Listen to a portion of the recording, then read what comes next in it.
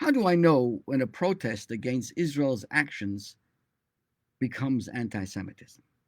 I want to share with you some well known thoughts from a very famous Soviet dissident and human rights advocate, Nathan Sharansky. He has defined when criticism of Israel crosses the line to anti Semitism. Interestingly, he calls it the three Ds. Three Ds. First D, delegitimization. The second D, demonization. Demonization.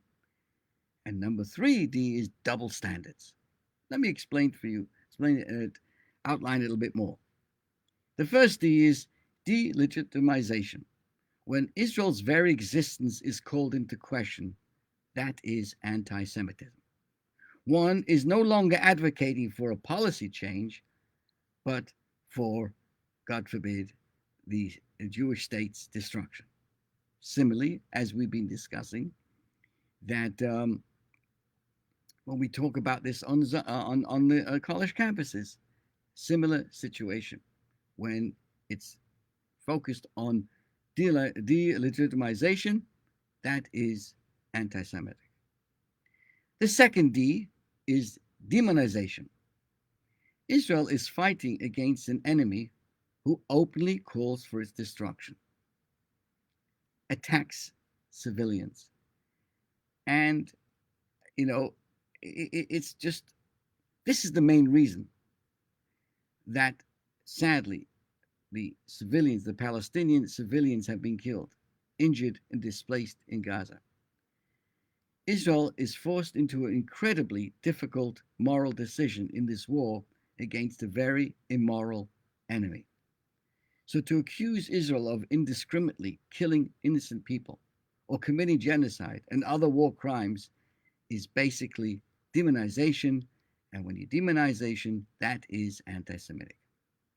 The third D, as he explains, is double standards.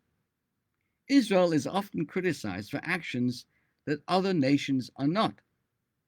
While all loss of innocent life is tragic, one has to wonder why there are protests against Israel across all the campuses when nothing was done for so many other horrible situations.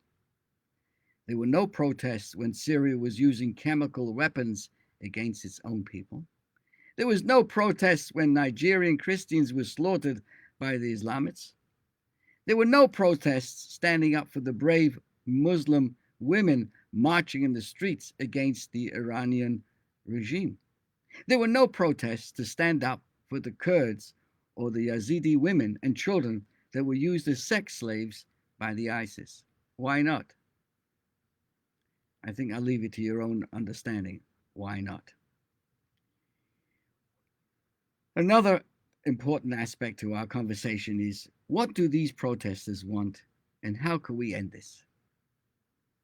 Hearing from the protesters themselves, it seems like they have many conflicting agendas. Some are calling for a ceasefire in Gaza. Some are calling for the United States to stop funding Israel. Many are calling for the destruction of Israel, like this protest at Northwestern University. And my friends, there are so many over there who have no idea what they're doing there in the first place.